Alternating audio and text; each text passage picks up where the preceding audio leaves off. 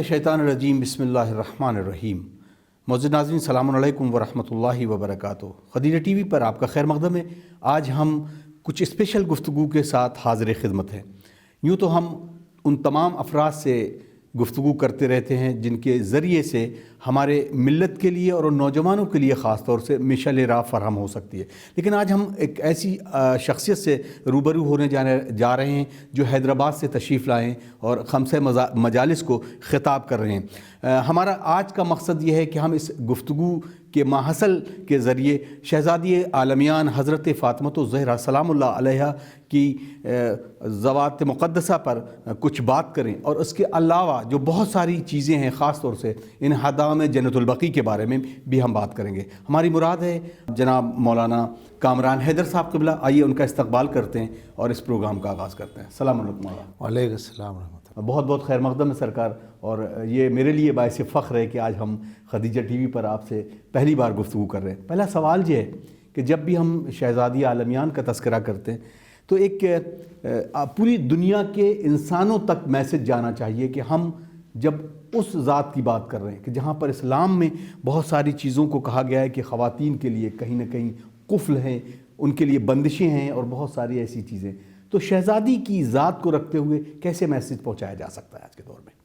शहज़ादी कौनैन सलामुल्लाह अलैहा के लिए एक कायनात आलम में बेनज़ीर और किरदार के सिलसिले में बेनज़ीर ज़ात अक़दस है।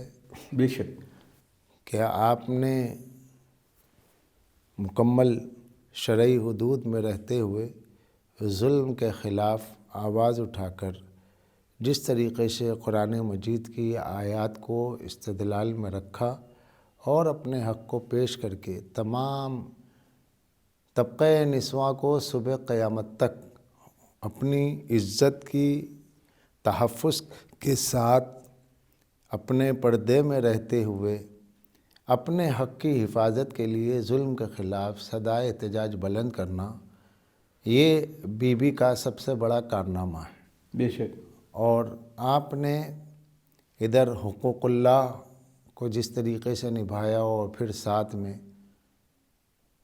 हुकूक़ुल इबाद में अपने हमसर, अपने शौहर नामदार हैदर कर्रार और अपने बच्चे हसनैन और अपनी दुख्तरान शहज़ादी ज़ैनब व उम्मे कुलसूम के, यानी औलाद के हुकूक़, शौहर के हुकूक़ और साथ में हुकूक़ुल्लाह को जिस अंदाज से आपने अपने मिसाली किरदार के ज़रिए ज़ाहिर किया है जी, वो बहुत बड़ी रोशन मिसाल है बीबी पाक का ये किरदार। बेशक। तो ये एक उम्दा नमूना है तबक़े निस्वां के लिए। जी। आज के इस दौर में जहाँ पर बहरान के तौर पर एक इंसान को दिखाया जाता है कि इस्लाम वो मज़हब है कि जहाँ पर निस्वां के लिए, खुसूसन उन ख़वातीन के लिए जो घर में क़ैद करके रखी जाती हैं, तालीम के इदराक को और ख़ास तौर से मारफत रसूलुल्लाह और विलायत के जो चीज़ें हैं उस तक किस तरह से शहज़ादी आलमियान हज़रत फ़ातिमा ज़हरा ने अपने पैगाम को दुनिया के लिए पहुँचाया है। शहज़ादी कौनैन जो मुहाफ़िज़ विलायत अली अलैहिस्सलाम हैं, जिन्होंने अपने खुतबा में, जो खुतबा फ़दक के नाम से पूरी दुनिया में मशहूर खुतबा है, उसमें अमीर अल मोमिनीन की विलायत का ज़िक्र किया, आपके फ़ज़ाइल का ज़िक्र किया, आपकी शजाअत का ज़िक्र किया। और आज के ज़माने में इस बल्कि इस पुराशोब दौर में औरत को जो क़ैद रखने की बात की गई है, इस्लाम ने कहीं भी औरत को क़ैद नहीं रखा है, पर्दे में रखा है। पर्दे में रखना क़ैद नहीं है, बल्कि पर्दे में रहना तो उसके अपने हुदूद है, उसकी जो निस्वानियत है, और उसको अल्लाह ने पर्दे में रहने का हुक्म इसलिए दिया ताकि वो शर से महफूज रहे और उसके शर से दूसरे महफूज रहें। तो ये तो और भी मज़ाहिब में है, ये सिर्फ़ इस्लाम में ही नहीं है, और मज़ाहिब में भी पर्दा मौजूद है, लेकिन धीरे धीरे वो ख़त्म हो गया है। और इस्लाम में अल्हम्दुलिल्लाह मुसलमानों में ये बाकी है। इस्लाम कभी तरक्की से नहीं रोकता। आज कई मुस्लिम लड़कियां हैं, पढ़ी लिखी हैं, हिजाब में रहते हुए, पर्दे में रहते हुए اپنے شرعی امور پہ بھی مکمل عمل آوری کے ساتھ زندہ ہیں اور اس کے ساتھ ساتھ دنیاوی امور میں اچھے سے اچھے زندگی وہ گزار رہی ہیں. تو اس قید کا تو کوئی مطلب ہی نہیں ہوا. قید تو تب کہا جائے کہ جب گھر سے بالکل نہ نکلے، پڑھائی بالکل نہ ہو. جیسے ایک ٹیررسٹ گروپ کا ایک تصور ہے کہ آج کل جو آپ دیکھ رہے ہیں اخبارات میں، ٹی وی پہ چل رہا ہے کہ طالبات کو تعلیم نہ دینے کے لیے طالبان کا جو زور چلا آ رہا ہے، جی وہ لوگ ہیں کہ جن کے سامنے سید عالمیہ کی جیسی ذات اقدس کی کوئی مثال نہیں.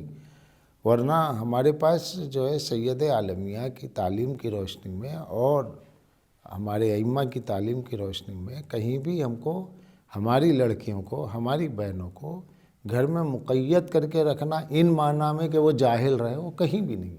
جی ہاں، بلکہ یہ ہے کہ آپ شرعی امور انجام دیتے ہوئے اپنے دنیاوی معاملات کو جو آپ کے ہیں ان کو اپنے ایجوکیشن کے ساتھ مکمل کر سکتے ہیں. اس میں کوئی قدغن عائد نہیں کی گئی. یقیناً ناظرین، یقیناً ہم کیونکہ گفتگو کا ماحصل یہ ہے کہ ہم شہزادی عالمیان کے ان تعلیمات کو اپنے لیے اور تمام امت مسلمہ کے لیے نمونۂ عمل کس طرح سے قرار دے سکتے ہیں. ہمارے ساتھ محو گفتگو ہیں علی جناب علامہ کامران حیدر صاحب قبلہ، جو حیدرآباد سے تشریف لائے ہیں. کچھ اور مزید سوالات ہیں جو آپ کی خدمت میں پیش کرتے ہیں. اگر بات کرتے ہیں ہم، جب بھی یہ تذکرہ ہوتا ہے اور شہزادی کی شہادت کا تذکرہ ہوتا ہے تو کچھ سوالات جو ہیں وہ ہم میں سے بھی کچھ لوگ کرتے ہیں کہ مثلا جب شہزادی کے اوپر اتنا بڑا حملہ ہوا تو مولا کائنات علی ابن ابی طالب علیہ السلام موجود تھے، تو ان کی طرف سے ریٹیلیشن نہیں ہوا، کسی طرح کا کوئی مزاحمت نہیں کی گئی. اس کی کیا وجہ تھی، یہ میں جاننا چاہتا ہوں. مزاحمت اگر بمانے جنگ لی جا رہی ہے تو ظاہر سی بات ہے وہ اس لیے نہیں کی گئی کہ علامہ شاہ ولی اللہ محدث دہلوی جو شاہ عبد العزیز دہلوی کے والد ہیں، جی انہوں نے اپنی کتاب ازالۃ الخفا میں لکھا کہ سرکار دو عالم رحمۃ للعالمین نے مرسل اعظم نے امیر المومنین کو وصیت کی تھی کہ یا علی میرے بعد صبر کرنا، تم سے کینے لوگ نکالیں گے، تم صبر کرنا. تو چونکہ وصیت صبر موجود تھی تو اس لیے حکم رسول پہ آپ چونکہ وصی ہیں، اس وصیت پہ آپ نے عمل کیا ہے. اور اس طرح کے معاملات میں چونکہ لوگوں کو پتہ تھا کہ علی کو صبر کا حکم ہے اور علی چاہے قتل ہو جائے مگر حکم رسول کے خلاف نہیں جا سکتے کیونکہ وہ وصی ہیں، تو اسی سے کم جو ہے لوگوں نے فائدہ اٹھایا اور ظلم کیا ہے. تو یہ صبر کی وجہ سے، صبر کی وصیت کی وجہ سے خاموشی تھی، ایک بات. دوسری بات یہ کہ اگر امیر المومنین مزاحمت فرماتے، اگر امیر المومنین مزاحمت فرماتے، جنگ کرتے تو آپ کے لیے کوئی بڑی بات نہیں تھی. مگر وہ افراد جو مرتدین کا ایک بڑا گروپ تھا، جو منافقین کا ایک بڑا گروپ تھا، اسلام سے منحرف ہونے کا کھلے عام اعلان ہو جاتا اور پھر اس کے بعد جو پریشانیاں سامنے آتی وہ ناقابل برداشت تھی. تو آپ نے صرف وصیت مصطفیٰ پر عمل کرتے ہوئے صبر کا مظاہرہ کیا. اور کسی شریف آدمی کا صبر کرنا یہ اس کے لیے جو ہے عیب نہیں ہے. اس لیے میرے مولا نے فرمایا کہ جب نہج البلاغہ میں موجود ہے کہ جب آپ کے حریف نے آپ سے یہ کہا کہ آپ تو وہ ہیں کہ جن کے گلے میں رسن ڈالی گئی تھی، تو آپ نے فرمایا کہ تو نے اس طرح میری تعریف کی ہے کیونکہ میں مظلوم تھا. مظلوم ہونا تعریف ہے اور ظالم ہونا عیب ہے. تو الحمدللہ کہ تو نے مجھے مظلومین میں شمار کیا ہے. واہ، یہ بات ہے. اور اگر آپ تلوار لے کے نکل پڑتے اور وہ سب کچھ ہو جاتا جو ہونے والا ہے، تو آج یہی لوگ کہتے جو کہہ رہے ہیں کہ آپ خاموش کیوں رہے، تو کہتے ذرا صبر کر لیا ہوتا تو لوگ مرتد نہ ہوتے، یہ خلفشار نہ ہوتا. تو دونوں باتیں ہیں، صبر کرتے ہیں تو لوگ کہتے ہیں کہ بھئی صبر، یہ آپ خاموش کیوں رہے، اور اگر تلوار اٹھا لیتے تو کہتے تھے ذرا صبر کیوں نہیں کیا. تو مخالف کو تو ہر موضوع پر اختلاف چاہیے مولا سے، وہ اختلاف ہی کرے گا. جزاک اللہ، جزاک اللہ. آقا کیونکہ بہت ساری چیزیں ہیں، کیونکہ جب ہم بات کرتے ہیں نوجوانوں سے، خصوصاً ہم اپنے برادران اہل سنت سے بات کرتے ہیں، ان میں بہت سارے نوجوان ہیں جن کو شاید اس طرح کے سوالات اب سامنے آنے لگے، اور اس طرح سے بہت ایسے افراد ہیں کہ جو رائے حق کی طرف آنا چاہتے ہیں. ان کے لیے کیا میسج ہوگا، کیسے ہم گائیڈ کریں، کیسے انہیں بتائیں کہ نہیں، رائے حق صراط مستقیم جو ہے وہ واقعی اہل بیت علیہ الصلوۃ والسلام کے راستے کو ہی صراط مستقیم کہہ سکتے ہیں۔ اہل سنت کی کتابوں میں جہاں جہاں مولا کائنات کے فضائل لکھے گئے ہیں اس میں حدیث ثقلین موجود ہے، حدیث سفینہ موجود ہے، حدیث مدینہ موجود ہے، حدیث منزلت موجود ہے، اور علی ما الحق والحق ما علی، جی، مناقب مرتضوی میں سیاہ ستہ کی آخری کتاب نسائی، انہوں نے صحیح نسائی میں لکھا، مناقب مرتضوی ایک الگ سے ایک سمجھ لیجئے باب رکھا ہے۔ ہاں، باب نہیں ہے بلکہ مکمل ایک کتاب انہوں نے اس کا حصے کے طور پر رکھی ہے جو سب مناقب امیر المومنین، اس میں تو علی ما الحق ہی لکھا ہے، اور کسی کے لیے ما الحق نہیں ہے، صرف مولا کائنات کے لیے۔ تو جو طالبان نے حق ہیں وہ راہ حق پر آنا چاہتے ہیں تو علی ما الحق حدیث دیکھیں، اور کیا ہے۔ جزاک اللہ۔ اب پھر ہم واپس ہی پلٹتے ہیں کیونکہ ہم پورا گفتگو جو ہے شہزادی کے حوالے سے کر رہے ہیں۔ شہزادی نے جس طریقے سے خاص طور سے اس دربار میں اس حدیث کے بدلے میں قرآنی آیات پیش کی گئی، اور اس آیات کا اصل جو یہ تھا کہ تم آیت پیش کر رہے ہو، میں قرآن پیش کر رہا ہوں، تو اب ان لوگوں کے لیے جو حسبنا کتاب اللہ کہتے ہیں ان کے لیے کیا میسج ہوگا؟ ان کے لیے یہی ہوگا کہ جب آپ حسبنا کتاب اللہ کے نعرے کو صحیح مان رہے ہیں کہ کتاب کافی ہے، تو شہزادی نے کتاب ہی تو پیش کی ہے۔ جی، سبحان اللہ۔ آپ کا جب یہ نعرہ ہے کہ کتاب اللہ کافی ہے، تو پھر شہزادی نے قرآن ہی تو پیش کیا، سورہ نساء کی 11ویں آیت کو پیش کیا، یوصیکم اللہ للذکر مثل حظ الانثیین، اللہ تم کو اس بات کا حکم دیتا ہے کہ مردوں کے لیے، بیٹوں کے لیے جو ہے 2 حصے اور بیٹی کے لیے 1 حصہ ہے۔ جی، تو جب یہ آیت وراثت بطور حکم کے موجود ہے قرآن میں، تو کیا اس میں اولاد رسول کا، بنت رسول کا اس میں مستثنیٰ ہے؟ کیا وہ مستثنیٰ ہے اس حکم سے؟ اگر ہے تو پھر اس کے لیے ایک الگ سے آیت کیوں نہیں نازل ہوئی؟ الا یہ کہ بنت رسول اس سے مستثنیٰ ہے، انہیں میراث نہیں ملے گی۔ جی، تو سیدہ شہزادی نے یہ آیت پیش کی اور دیگر آیت پیش کی کہ حضرت یعقوب اور کے سلسلے میں یریثنی و یریث من آل یعقوب، زکریا نے دعا کی جی، کہ مجھے ایسا بیٹا دے جو میرے مال کا وارث ہو۔ وراثت کا لفظ عموماً جو ہے لغت میں جو لفظ جس چیز کے لیے وضع کیا گیا ہے اول وہی معنی دیتا ہے۔ جی، وراثت کا لفظ جو ہے تبادر ذہنی جب آپ کا ہوگا، ذہن جیسے ہی لفظ میراث یا وراثت پہ جائے گا تو مال ہی کے لیے جاتا ہے۔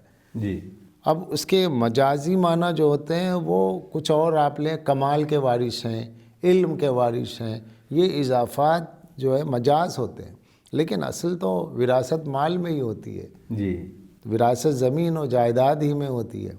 تو حضرت زکریا کا یہ کہنا کہ پالنے والے مجھے اولاد دے، وَإِنِّي خِفْتُ الْمَوَالِيَ مِن وَرَائِي كَانَتِ امْرَأَتَ عَاقِرًا، میری بیوی بانجھ ہے اور مجھے رشتہ داروں سے ڈر ہے۔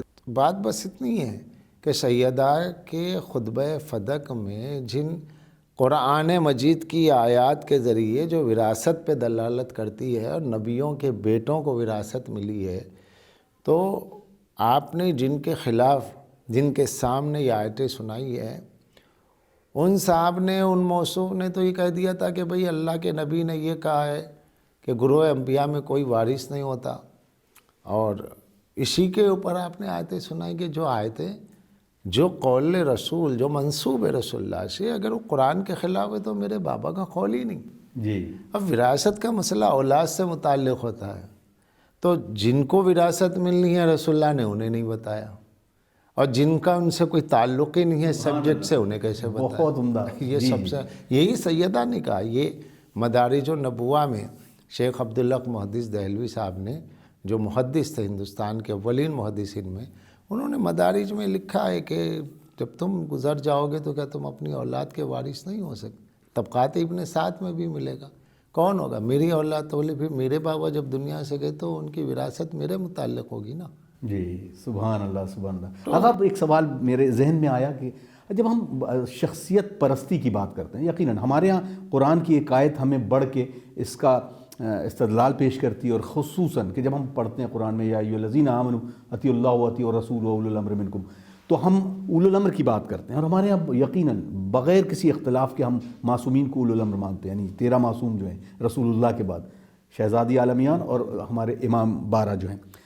اب ہم جب اغیار کی بات کرتے ہیں، ان کی بات کرتے ہیں جو ہمارے مخالفین ہیں، تو وہ اس آیت سے کیسے استدلال لیں گے اور کیسے اس آیت کو اپنے لیے نمونہ عمل بنائیں گے؟ میں اس زاویے سے سوال کر رہا ہوں کہ اب اگر ہم اس کو دیکھیں تو شخصیت پرستی کے جو آئینہ ہے وہ کہاں پہ ٹوٹ جاتا ہے؟ نہیں، وہ لوگ اس کو لیتے ہیں کہ حکومت چاہے جسے ملے اور چاہے جس طرح ملے، استغفر اللہ۔ یعنی قہر و غلبہ۔ اصول خلافت 4 ہیں جی اہل سنت کے پاس، ایک ہے اجماع، ایک ہے استخلاف، ایک ہے شورا، اور ایک ہے قہر و غلبہ۔